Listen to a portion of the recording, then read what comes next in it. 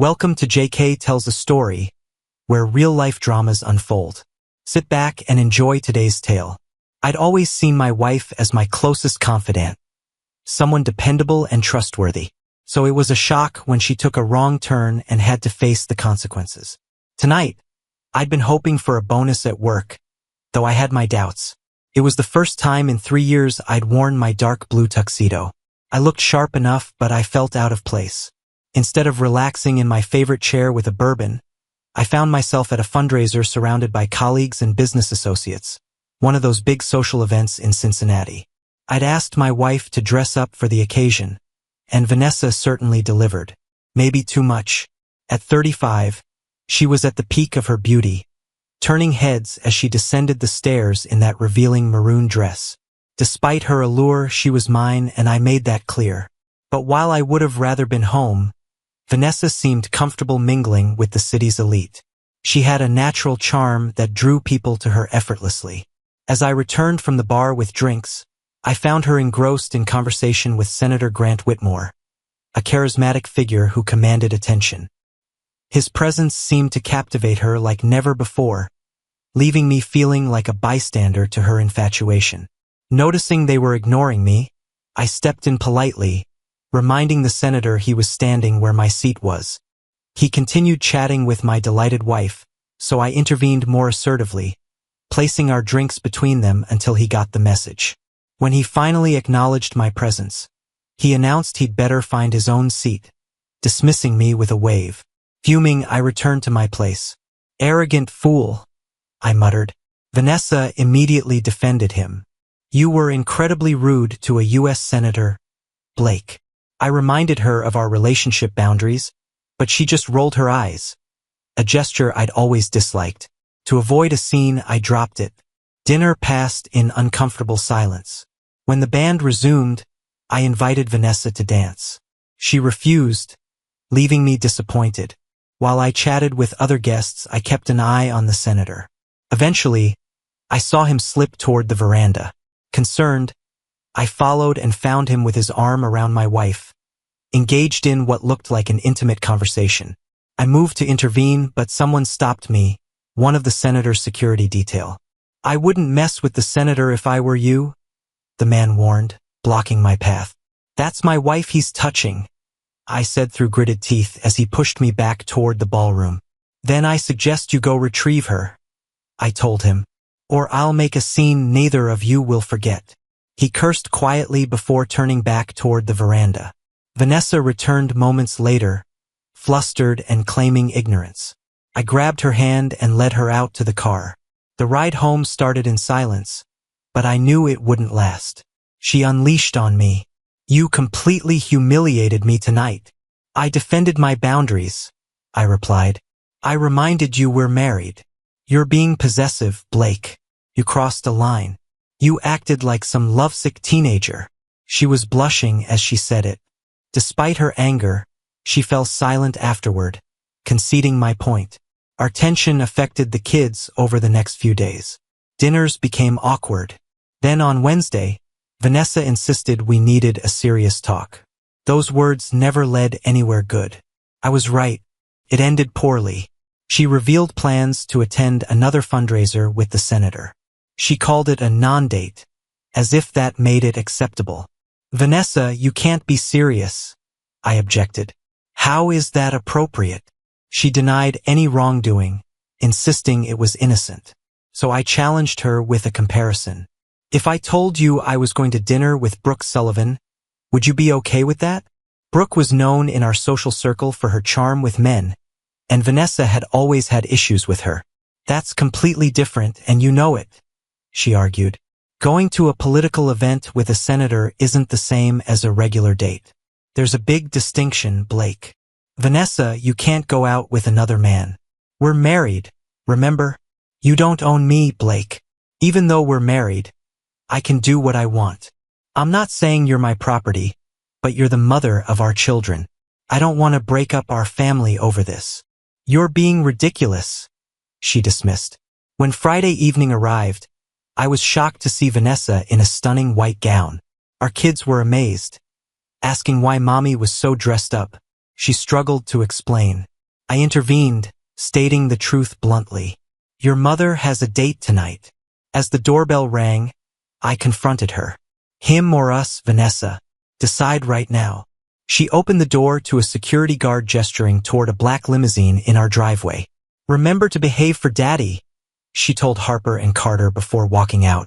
I stood stunned, then focused on my kids who needed their father. Drowning my sorrows wasn't an option. I had responsibilities. I planned video calls that evening. One to my parents, one to hers. The kids enjoyed chatting with their grandparents. I started with Vanessa's parents, Robert and Linda Coleman, anticipating they'd be upset. We laughed and talked until Linda noticed Vanessa's absence. Where's my daughter, Blake? Got her hidden away somewhere? She joked. I explained softly that Vanessa was on a date with Senator Grant Whitmore and I expected her back the next day. The shock on their faces was immediate. They couldn't believe I'd let her go.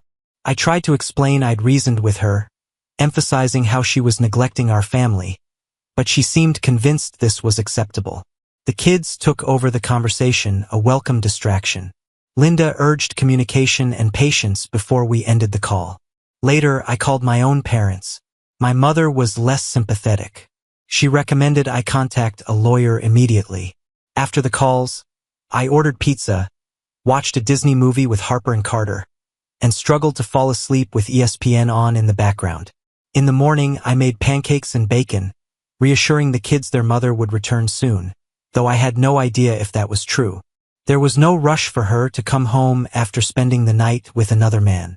The black limousine arrived around 1 in the afternoon, catching the attention of both our kids and neighbors. Usually Harper and Carter would rush to greet their mother, but this time they stayed put. I watched through the window. Vanessa looked terrible, still wearing the same white dress, now wrinkled.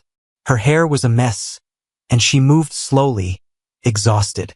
I sat in the living room as she entered, showing no eagerness to greet her. Hey, she said quietly. Looks like you and the kids managed without me. We did just fine, I replied sharply. She headed upstairs, mentioning needing rest and a shower. I raised my hands in mock surrender, realizing our relationship was truly over. Now I just needed to focus on Harper and Carter. I couldn't become a weekend-only father. The question lingered. Could I stay in this house, in this marriage, until the kids graduated high school?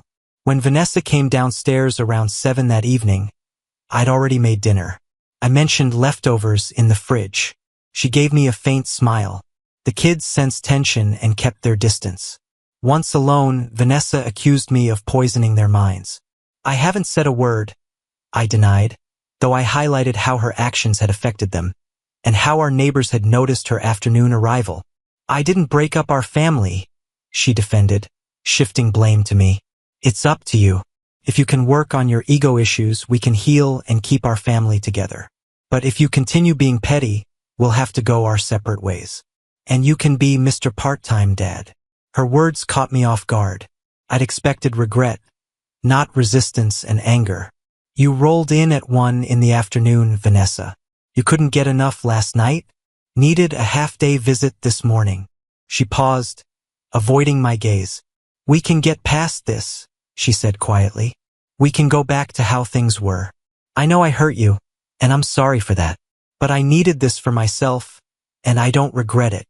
Completely unapologetic. That's a terrible apology, if that's even what it is. You're only sorry for hurting me, not for what you actually did.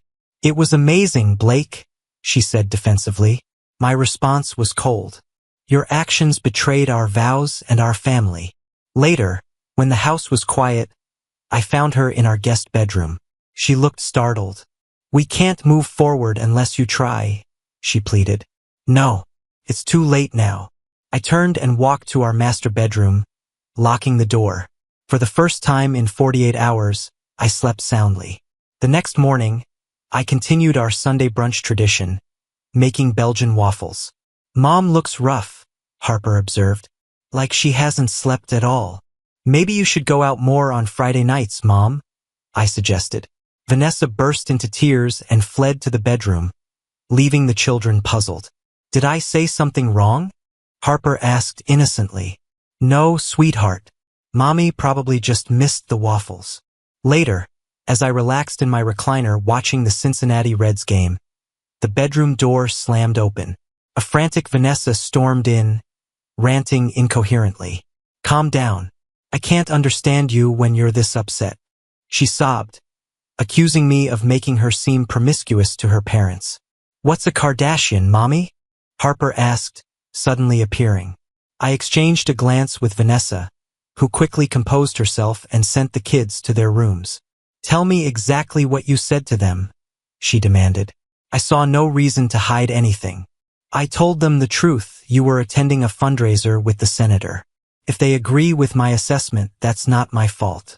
And by the way, my mother had a similar reaction. No, it's not like that, she began, then stopped. An amazing experience, I interjected, throwing her words back. If looks could kill, I'd have been a stain on that recliner. But it didn't bother me. I gestured for her to move so I could see the TV. She hurried out. For the following 2 weeks, I slept in the guest room. When the kids noticed, I told them I had a cold. I assumed Harper figured out my deception, but she kept it to herself. Kids her age can be perceptive. One night, an hour after Vanessa had gone upstairs, I returned to our shared bed and quietly climbed in. When the alarm went off, she snuggled next to me. This feels good. Maybe you're coming to your senses. She attempted to touch me more intimately, but I stopped her, moving her hand away. I shifted so we were facing each other. Some conversations require direct eye contact. Before I even consider being intimate with you again, you'll need to get tested. And I'll need to see the results. Her eyes filled with tears. I may be willing to take your word for some things, Vanessa, but not this. She appeared about to speak, then just nodded, which told me everything. She and the senator hadn't used protection. Originally, I'd planned to stay until the kids finished high school, another 14 years. My love for them made me willing to endure almost anything. But the prospect of long-term emotional distance while living with someone I couldn't trust seemed untenable. Despite concerns about my reputation in our Hyde Park neighborhood, my feelings for Vanessa had changed. Over the past 2 weeks, watching her leave our bed with sadness no longer stirred me. My own pain prevented me from offering comfort. Who was she now? The woman I married would have understood my disapproval. Vanessa and I had met in college, started dating 3 months later, and married within 2 years. She worked as an actuary, a job requiring precision and honesty, traits that balanced my spontaneity and humor. Despite our differences, I'd envisioned celebrating 50 years together. Senator Grant Whitmore had unexpectedly entered our lives, and the destruction was undeniable. 10 days after returning to our shared bed, Vanessa handed me an envelope after work. Inside was her clean bill of health. Hope you're satisfied, she whispered coldly. You have no idea how humiliating this was. I may never face Dr. Sanchez again. Not my fault, baby. Stay faithful, and you won't be embarrassed. She hissed softly but couldn't retort. As she walked away, I pressed on. How often has the senator contacted you? She began to answer, but I silenced her with a gesture. With a grimace, she handed over her phone. I found texts and calls from him, but no evidence of further meetings. Damn it, Vanessa. We're on thin ice here. Agreed, she said seriously, pocketing her phone and heading to the kitchen. That night, she showed me affection, and instinct took over. I didn't have feelings for her anymore. I just fulfilled physical needs. I knew she was trying to win me back, but I was preoccupied. Vanessa's afternoon return had sparked neighborhood gossip. Sympathetic looks from men and smirks from women hinted at rumors spreading through Hyde Park. One evening, Harper approached me with questions from school. Daddy, what's a women's club? I kept my composure, explaining Mommy had made a mistake and reassuring her everything would be okay. I hugged her tightly, knowing this moment would haunt me forever. A feeling of normalcy gradually returned, at least on the surface. Yet it was different. Whether Vanessa admitted it or not, things would never be the same. I couldn't fully trust her again, nor could I forgive the profound disrespect she'd shown me and our family. Love, to borrow from Tina Turner, What does love have to do with any of this? 6 months later, Vanessa seemed to find courage to speak up. Following an evening she'd initiated intimacy, I turned away to sleep as had become customary. Before I could drift off, I heard her crying softly. Blake? Blake? Can we talk? What's up? I asked, keeping my back to her. Could you please turn around? Her tone conveyed irritation. I sighed, then turned to meet her gaze. She kept glancing at my eyes, then looking away. Do you realize how long it's been since we were truly close? Say it, I insisted. I did say it. You had the courage to do what you did. Have the bravery to admit what it was. She took a breath. We haven't been close since I went on that date. I noticed. You satisfy me physically, then sleep. You make sure I'm content, but it feels purely physical. You haven't held me since that night. I miss that closeness. You can't even say the words, can you? Your date. You were intimate with him. Admit it. I'm not stupid. You go on a date and don't come back until the next day. You make it sound cheap and disgusting, she protested. It was. We were together Saturday night, she admitted quietly. And it was wonderful. He was gentle and caring, just like you used to be. Really, it was an unforgettable experience. My blood ran cold. And that's exactly why we're not truly intimate anymore. Don't you see? You gave him something you promised was exclusively mine. And you enjoyed it. Everything. It was unforgettable, as you said. Come on, Blake. It was only one night.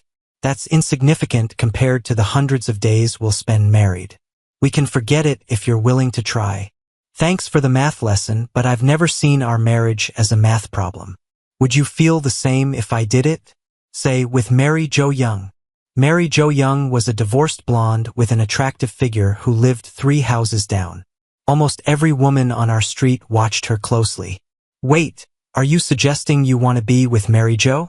No way, Vanessa exclaimed. Listen to yourself. I never said I wanted Mary Jo. That was you projecting. I was just wondering how you'd react if I did. She looked puzzled until it clicked. Then her expression turned angry. I can read between the lines. No need for words. She avoided eye contact. Do you realize that because of what happened, other girls have been bullying Harper? They overheard their mothers calling you names. It wasn't pleasant. Her anger shifted to disbelief. Harper never mentioned it. She processed it just like you're doing now. I'm truly sorry doesn't cut it, Vanessa. You called the night unforgettable. It was unforgettable, but for betrayal. With that, I turned away and went to sleep. Credit to Vanessa. Over the next few months, she committed herself to being an exceptional mother. Traditionally, I'd been the primary caregiver, but suddenly Vanessa took on her full share. She drove the kids to activities, offered warm support, and made herself available. It made me wonder if she'd finally realized that prioritizing family over her own desires was essential to keeping us together. The children appreciated the extra attention. Harper demonstrated remarkable perceptiveness. Mom is really trying, Daddy, she said one day. I hope you give her a proper apology for whatever she did wrong. I tried to respond with a genuine smile, acknowledging her keen awareness and her misunderstanding of who owed whom an apology. Everything appeared normal in the Anderson household. I worked to maintain appearances. Vanessa seemed eager to make efforts to uphold appearances and regain my favor. We were 2 individuals sharing a roof and certain benefits. Despite her desire for normalcy, she expected me to give in eventually. Somewhere within me, remnants of affection remained. I couldn't simply erase 9 years of having her as my life's focus. But she made things harder by maintaining communication with Senator Whitmore. I checked her phone after her date and found she'd cleared messages. What she didn't realize was how easy it was to clone a phone and access communications through backup. The senator kept in touch regularly, while she tried to keep him at arm's length, for now. Can we schedule another date soon? I'll be in town, he'd texted a month ago. My husband is still upset from last time. I can't risk it, she'd replied. I wasn't impressed. A month later, we marked our 10th anniversary with a family trip to Chuck E. Cheese. The kids had a blast, But Vanessa didn't enjoy herself. She waited until Harper and Carter were playing before expressing disappointment. We've always marked our anniversaries with just the two of us. A special night out. You're altering tradition because you're still holding a grudge. When did you become so petty and small? The answer to that question is similar to many others. It's about your date. You did this to me, to us, and to yourself. Can't you move past this? She pleaded. How often do you two communicate? I asked directly. She dared to smirk before reaching into her pocket and handing me her phone. I tossed it high and caught it. I understand you've been discreet. I also acknowledge your intelligence. I bet there's no evidence on this phone. Not since I confiscated it the first time. However, there are records of past texts and calls you may not have initiated, but I've never seen you explicitly reject him. Why is that? Her cheeks flushed as she looked away. Yes, I know, that was rhetorical. Amidst this turmoil, my career and children provided stability. My colleagues remarked that I looked like I needed sleep. I was convinced I was developing an ulcer. My bourbon consumption had increased, and sleep was elusive. There were nights I lay awake for hours, staring at Vanessa in darkness, wondering what went wrong. She insisted on loving me, justifying her actions as somehow separate from our relationship. She felt entitled to her night with Senator Whitmore and showed no guilt, only regret for the pain she'd caused me. I waited for the other shoe to drop. Surprisingly, my mother-in-law, Linda Coleman, became a source of strength. She repeatedly expressed regret for her daughter's actions. We apologize, Blake, she told me during one check-in call. We didn't raise her to be this selfish. But I really hope you can find a way to move past this. I know what you're doing for the children. As summer arrived, we hosted our usual monthly neighborhood picnic. I headed to the kitchen to grab another cooler of beer. We had 2 grills going, offering hot and cold dishes, fruits, desserts, and drinks. The weather was perfect, sunny and 80 degrees. The gathering had started hours ago and would continue for another 5 or 6. These gatherings were always enjoyable for kids and adults alike. Moving through the house, I heard female voices from our home office, typically off-limits to non-family. I intended to redirect them to the family room. While most activity happened outside, sometimes someone sought refuge indoors for air conditioning or quiet conversations. However, this particular space posed a problem for guests. Then I heard Vanessa's voice, and I froze. Yeah, when Grant takes charge, I can't help but think of him, she was saying. He's assertive, driven, focused. Sometimes I can't shake the memory of that night. It's something I'll cherish forever. I halted, my legs weakening. I almost stumbled. Damn, how many people knew? I heard laughter, apparently 3 of them in there. I missed the rest as I fought the urge to be sick. I reached the bathroom before losing control, emptying everything from breakfast and lunch. After cleaning up, I brought the cooler outside and gave 2 bottles to the guys manning the grills. Hey, Blake, John Lacey said casually, concern in his eyes. You all right? You seem off. I'm good, John, I replied before drifting away. I stayed quiet for the rest of the gathering. When Vanessa and her friends returned to the backyard, I felt eyes on me. I noticed smirks aimed my way. Maybe I was losing it, but it seemed like almost every woman at that barbecue was sneering at me, sharing some private joke at my expense. Later that night, after putting the kids to bed and finishing cleanup, I confronted Vanessa. She sat on a lounge chair on our back patio, sipping a wine cooler and looking entirely too content. I joined her, sitting across from her. Did anyone show up today who doesn't already know about your affair? I asked, keeping my tone measured. She looked taken aback, her expression shifting to defensiveness. I might have mentioned it to a few girlfriends recently, she admitted with a casual shrug. It was quite the experience, Blake. The senator is such a charming man. I couldn't help but share. The casual way she said it made my blood run cold. So let me get this straight. First you were unfaithful. Then you embarrass me in front of your friends, making sure every husband at that barbecue is aware. You've essentially branded me as the betrayed fool of Hyde Park. I'm not unfaithful, she yelled, her voice rising. And I won't tolerate being labeled as such. It was just one mistake. I didn't sleep with some stranger in a cheap motel. Her eyes flashed with intensity as she rose from her chair. I've had enough of this, she declared, her voice growing louder. You've been playing games for months now. Your wife had an encounter with another man. A handsome, powerful man. It's time to move forward, Blake. I won't be held hostage by your insecurities any longer. If you can't let this go, that's your problem. Either file for divorce or face reality. I'm tired of living a lie with you, pretending to be the perfect couple. Decide now. Her outburst caught me completely off guard. I sat in stunned silence for what felt like hours, though it was probably only minutes. She'd already walked away, leaving me alone on that darkened patio. I'm naturally reserved, slow to react.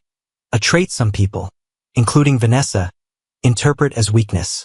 I seldom panic or act hastily. But sitting there in the summer darkness, listening to distant sounds of neighborhood kids and dogs, something fundamental shifted inside me.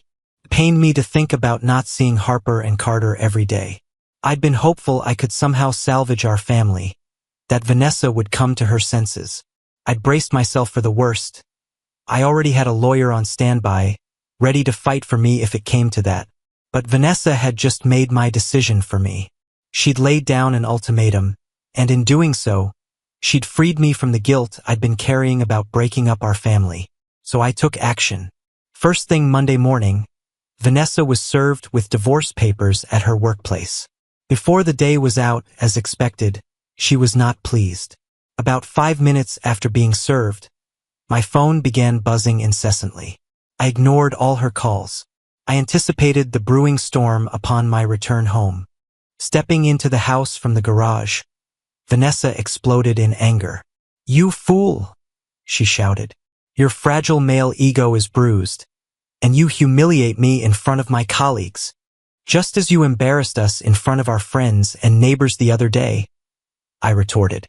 "You practically begged me to file, so I did." She shot me a scornful look but remained silent. Putting down my belongings, I approached my children for a brief chat, reassuring them of my unwavering love, despite us no longer sharing a home starting tomorrow. Harper grasped the situation, having friends with divorced parents, but Carter seemed puzzled. I knew he would struggle, but I was confident my daughter would lend support. Living in a no-fault state made the divorce process seem straightforward. She was expected to receive primary custody of the children, the house, child support, and some alimony. But no, she vehemently contested everything for some inexplicable reason known only to her. Her lawyer employed various tactics to prolong the proceedings, including insisting on meetings and even suggesting marital counseling. "What's the deal?" I asked in one session. "Haven't your actions spoken louder than words? You say you love me, yet you've caused so much turmoil. And then you have the nerve to tell your friends he's the best you've ever had. Why would I want to remain in this marriage if all I get is aggravation? I love my kids, but if I stay with you, they'll only remember an embittered man." "But I love you, Blake," she pleaded. "Are you fixated on one incident?" "Yes, he was exceptional, but it was a one-time mistake. Please forgive me." "I can't, Vanessa," I replied. "You broke our vows and belittled their importance. I can't overlook that. You made promises to me. I hadn't planned to do this, truly I hadn't. But everyone has a breaking point. The beauty of a two-party political system lies in its contrast. Regardless of how you spin it, Senator Whitmore belonged to one side, meaning the opposing party would welcome anything that tarnished his reputation. Over a year ago, after Vanessa's affair, I devised a backup plan. I sought the help of a well-connected lawyer in Cincinnati to approach the chairman of the opposing political party, who was eager for anything that could damage the senator's chances of re-election and White House aspirations. Despite promising a hefty monetary reward, they eagerly awaited the information. He had to agree that the evidence would only be revealed if the possessor requested it. Every month, my lawyer kept me informed about the chairman's persistent requests. This month, we were ready to fulfill the chairman's demands. The meeting, my first involvement, was set in my lawyer's office. After introductions, I took out a sealed plastic bag from my briefcase and placed it on the conference table. The chairman's surprise was evident upon seeing the bag's contents. "Dear God," he muttered. "Is that what I think it is? If you suspect it's evidence that could end Senator Whitmore's career," I replied, "then yes." They regarded the bag as if it contained precious gold bars. He refrained from touching it, instead continuing to stare in amazement. "That arrogant woman returned home and went upstairs for a shower," I recounted. "Since she handles the laundry, she probably assumed I wouldn't go through the basket. I waited until I heard the water running before entering the bathroom and finding the underwear at the bottom of the hamper. Everyone these days is familiar with DNA from television. I'm confident that when you test these, you'll find two distinct sets. Also, here's her toothbrush for DNA comparison. I assume you'll obtain the senator's sample for matching, unless you already have it." I gave the chairman a stern look. He reddened and glanced away, just as I'd anticipated. I knew he grasped all the complexities of the case, so there was no need to reiterate them. However, I sensed his unspoken question in his expression. "Why?" "Because she lacks the intelligence to realize she shouldn't cross me. She betrayed me, yet she arrogantly assumes I'll eventually forgive her. Now she's flaunting it in front of me. To hell with her and the senators she associates with. Your career is finished, Grant. Damn you, Whitmore. You foolish woman. How on earth could your weak husband obtain evidence of our weekend together?" I suspected he was aware, but there was evidence? How? Senator Whitmore raged at Vanessa on the phone a week after my meeting with the chairman. "I do not know. I have no clue what you're talking about," she faltered. "The phone call caught me off guard. I cloned hers months ago." I essentially admitted to her that I'd tapped her phone, and that they hadn't been communicating through that means, if at all. "What did you do wrong?" she asked when I returned her call 90 minutes later. I understood what she meant, but I was feeling vengeful, or so I thought. "I just ordered a pepperoni pizza with garlic bread. Why do you care what I eat?" "Wait, how do you know what I eat?" she snapped at me. From past encounters, I could tell she despised my foolish actions. While she may have seemed to view me as feeble, she knew better. "Well, I guess being right about one thing out of two wasn't too bad," she said. "I'm not sure how you managed it, but it seems you got back at Senator Whitmore in some way. He threatened to rough me up for something you did, though he wouldn't say what. Thanks, by the way. My parents are livid. Yours are too. Harper has been avoiding me, and you can't seem to grasp that what Grant and I did was unrelated to our relationship." "Yes, about that," I started. Senator Whitmore, who had seemed assured of retaining his seat, suddenly dropped out of the Senate race 8 months before the election, citing significant mental fatigue. With everything else going on in my life, seeking female companionship was the least of my concerns. I hadn't looked at a woman in an appealing way for months, until my daughter brought it up. "Daddy, when do you plan to start seeing other women?" Harper asked casually. My children had joined me for the second weekend. "Sophie's mom really wants to go out with you." I was stunned. My jaw must have dropped. Lost in the chaos of divorce, I hadn't thought much about my future beyond taking care of my kids every other weekend and a few weeks during the summer. "Sophie's mom brought it up, and you're okay with that?" I asked, surprised. "Well, she didn't directly tell me, Dad," Harper revealed. "She overheard her talking with Annie's mom. But yeah, I'd be fine with it, Dad. I don't want you to be alone. But please not Marcy's mom. None of us kids liked her. Kids pick up on things, Dad. Sophie's mom had been divorced for about 5 years. I had a terrible husband," she'd once told me. She was a charming, lively blonde with curves who still carried the spirited vibe of her old cheerleading days. I'd never considered she might be interested in me.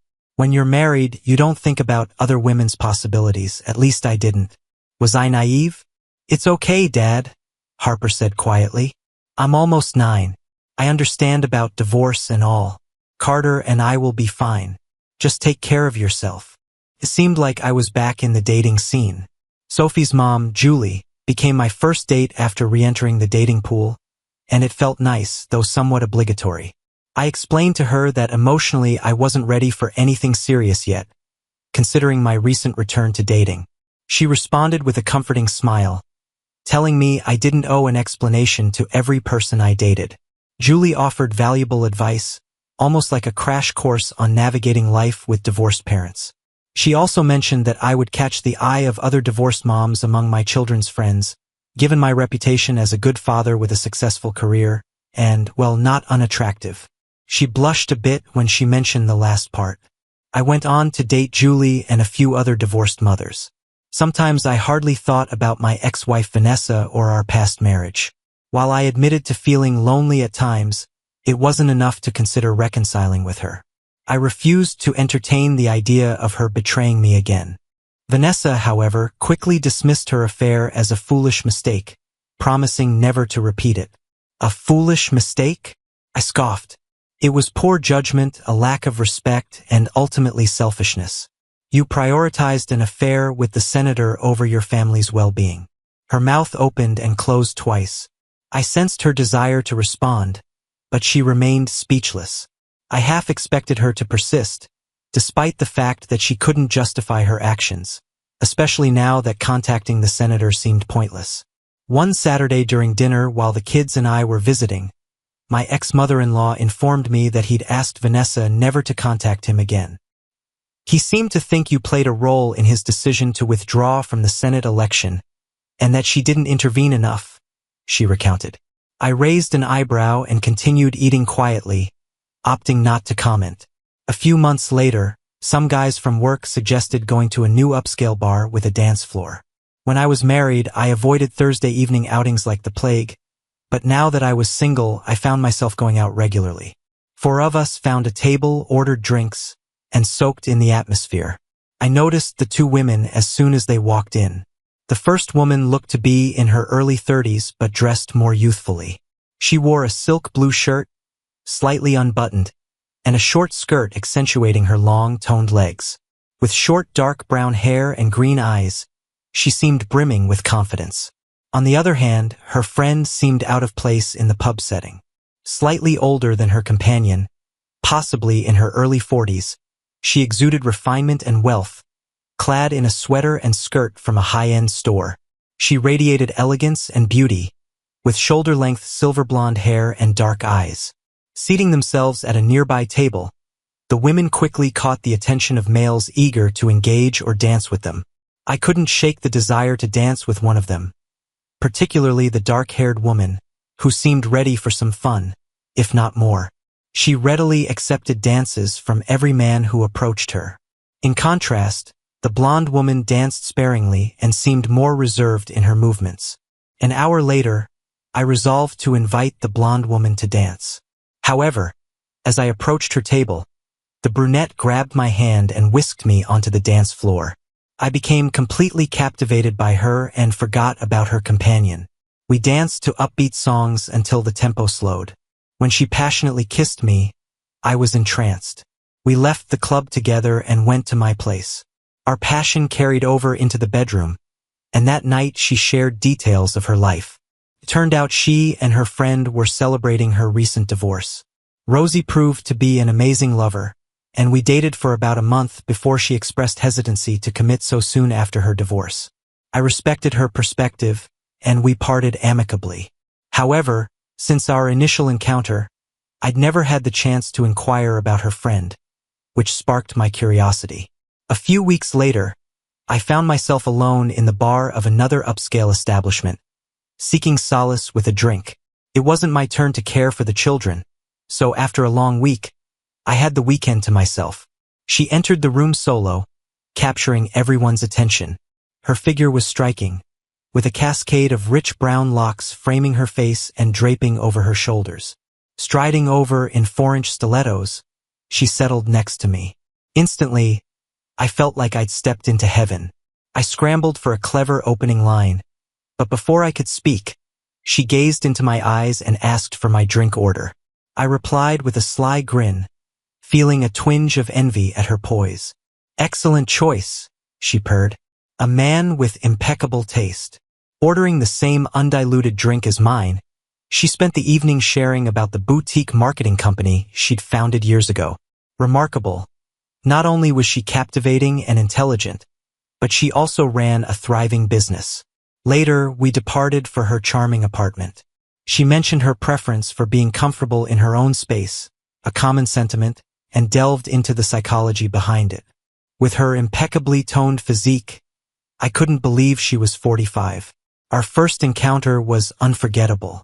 She was an exceptional kisser, and I felt a connection with her unlike any since my early dates with Vanessa. In just one night, Maria Washington opened up to me more honestly than Vanessa ever had during our 9-year marriage. Maria confessed her dedication to her career and lack of desire for children, preferring casual relationships with various men. Despite developing genuine feelings for her, knowing a traditional relationship wasn't an option, I agreed to be friends with benefits.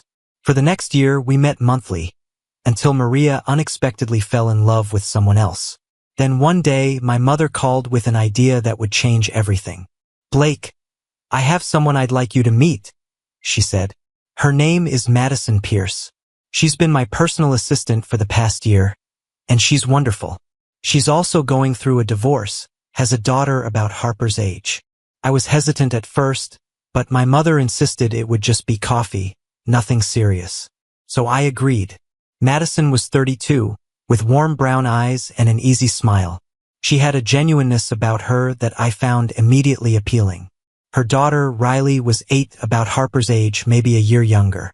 We met at a small coffee shop in Mount Lookout. The conversation flowed naturally. She didn't pry into my situation, and I didn't push into hers. We just talked about our kids, about work, about life in Cincinnati. Felt refreshingly normal. "Would you like to have dinner sometime?" I found myself asking. "I'd like that," she said, and her smile seemed genuine. Over the next few weeks, Madison and I began seeing each other regularly. Nothing serious at first, just dinners and occasional weekend outings with the kids. Harper and Carter took to Riley immediately, and she seemed to enjoy having older siblings to look up to. Vanessa noticed, of course. One evening when I returned the kids after my weekend, she confronted me. "Are you seeing someone?" "I don't think that's any of your business anymore," I replied calmly.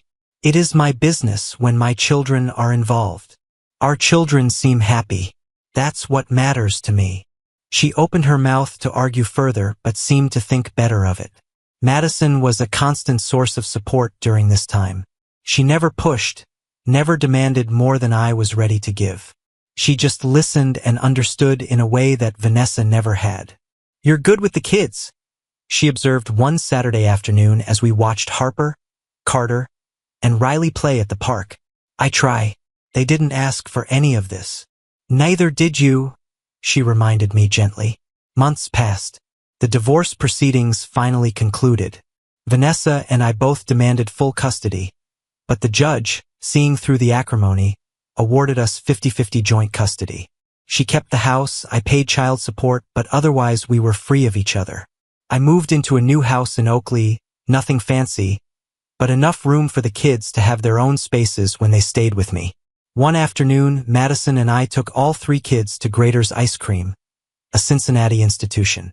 As we sat outside enjoying our cones, watching the kids laugh together, I realized something had shifted. This wasn't just dating anymore. This felt like family. "What are you thinking about?" Madison asked, noticing my expression. "Just how good this feels."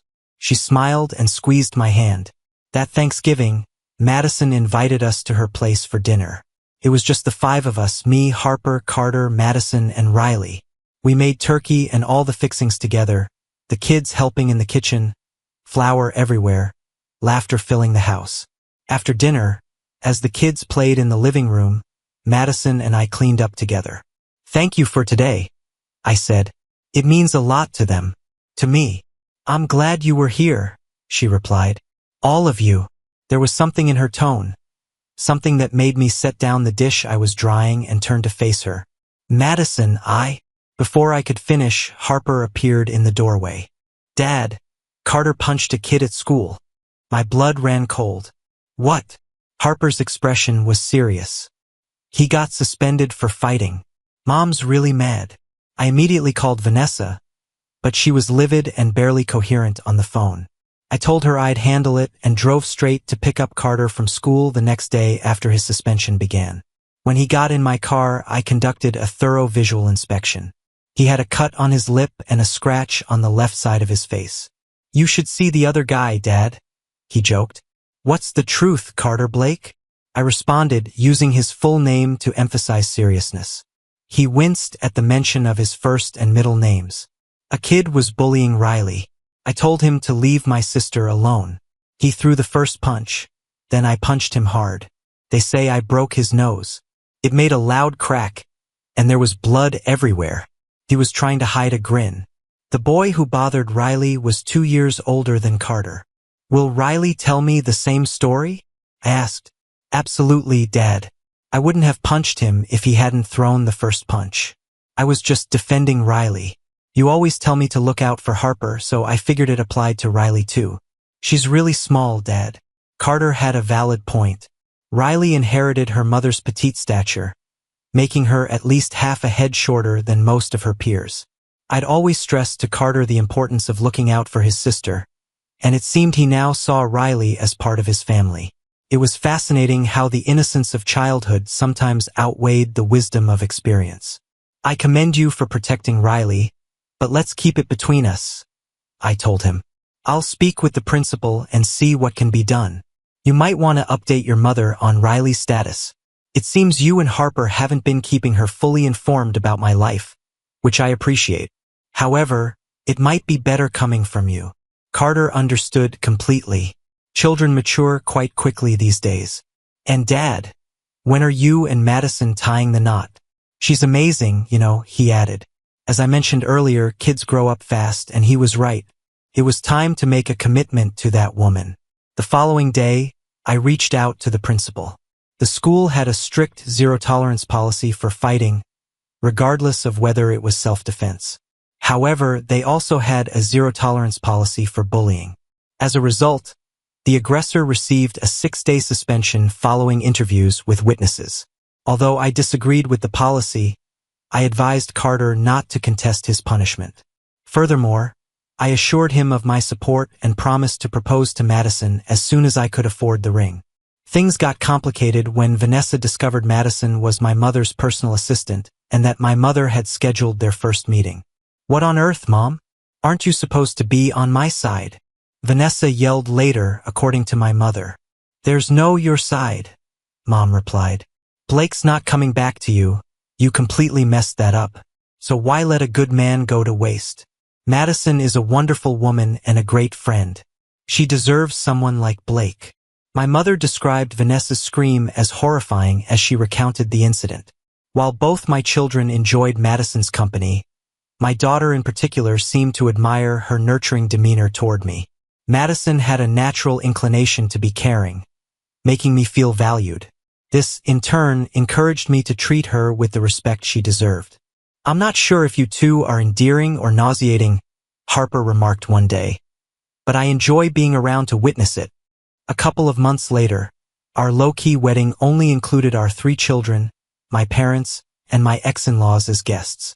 The court clerk who officiated the ceremony was surprised when my ex-mother-in-law stood as Madison's matron of honor. "It's quite a story," I chuckled when she inquired. "Nobody expects the Spanish Inquisition," I added, quoting the classic Monty Python sketch. But truth be told, nobody expects an inquiry from a federal marshal either. I was taken completely by surprise when 2 officials entered my office on a Monday morning. It seemed the authorities were upset about a certain former senator's altercation and subsequent injury in the restroom of an upscale restaurant in Houston, Texas. My name, along with that of several other aggrieved husbands, emerged as potential suspects. "I can't say I'm sorry to hear about the senator's troubles," I remarked to the disgruntled marshals. "Nobody, and I truly mean that, deserves it more. You do realize that fool slept with my then-wife almost 4 years ago? If I had any intentions, wouldn't I have acted long before now?" I retorted with heavy sarcasm. However, the grilling from the federal agents was just the beginning. A week later, a reporter from the Associated Press showed up at my office, seeking details about the aforementioned incident. It appeared he'd somehow obtained a confidential roster of 26 women the senator allegedly had affairs with during his time in office. At this point, Several individuals were aware of Vanessa's encounter with the senator, though I certainly didn't publicize it. Over the years, Vanessa likely disclosed it to more people than I did, as she took pride in her achievement. However, I couldn't help but wonder about her level of pride when news of the senator's misconduct emerged, implicating her as one of his lovers. "Why did you disclose that to him?" She practically yelled at me over the phone. "I didn't. He informed me that your name was on the senator's roster. All I did was confirm the accuracy of your inclusion on the list. I wasn't going to fabricate to spare you from embarrassment." "Promiscuous? I am not promiscuous," she screamed at me before I ended the call. I must confess I chuckled. I also entertained the thought of taking an extended vacation out of town when the news article broke. She messed up, literally, and yet I was going to suffer an embarrassing fallout as well. Madison talked me out of that notion. "Don't engage in any confrontation. Stick to the truth. She cheated on you, you divorced her, you moved on," Madison advised. Unfortunately, my children were going to endure verbal bullying for the remainder of their school years. We would be addressing the fact that their mother was a self-centered cheater for years to come. I also sympathized greatly with my ex-in-laws, who had become close friends of ours. After the article came out, we invited them to stay with us in the house we'd purchased. For a couple of weeks during that time, they mostly stayed indoors and avoided answering their phones. "I adore my daughter. You grasp the parental emotions. But I'm deeply ashamed that she thought it acceptable to engage in such behavior," Robert confessed. "No father wants his daughter to be perceived in that manner." As time elapsed, the scandal dissipated, and life resumed its usual course. Gradually, my children began spending more time with Madison, Riley, and me at our house. It wasn't formal, but our home naturally evolved into the neighborhood kids' gathering spot. Initially, Vanessa objected, but I believe things smoothed over. Furthermore, I ensured Harper and Carter maintained open communication with Vanessa to prevent her from accusing me of alienating her children again. My parents' frequent visits helped alleviate tensions when the kids were with me. We seldom discussed Vanessa, although she remained their mother. She became an ex in my life. The kids also refrained from mentioning her out of respect for Madison, whom they now referred to as Mom. Initially, I sensed discomfort from Robert and Linda when the kids started calling Madison Mom. But that soon faded as they'd been close to Madison even before our marriage. Amidst the upheaval in my life and my family's, I paid scant attention to Vanessa's affairs. I knew she occasionally dated, based on the kids' remarks, but I was startled when Harper announced one afternoon that her mother was engaged. A wave of sadness engulfed me for what might have been. Then I felt a comforting embrace envelop me, and my sorrow swiftly transformed into joy for what I now possessed. Thank you for your viewing. See you next time. If you enjoyed this, subscribe to JK Tells a Story for more tales.